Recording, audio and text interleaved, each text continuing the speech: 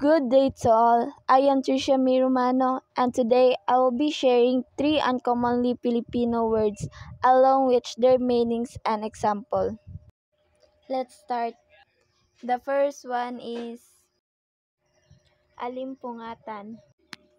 Ang salitang alimpungatan ay tumutukoy sa pagising ng biglaan o hindi pa lubos na gising, parang nasa pagitan pa ng tulog at gising.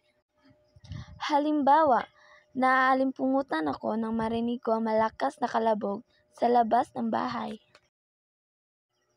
The second one is halakhak. Ang salitang halakhak ay tumutukoy sa malakas, masigla at masayang tawa na karaniwang napapakita ng labis na tuwa o katuwaan. Halimbawa, napuno ng halakhak ang silid ng magbiro ang guro sa klase. The third one is salipawpaw. Ang salitang salipawpaw ay isang lumang salitang Tagalog na tumutukoy sa eroplano o anumang sasakyang lumilipad sa himpapawid.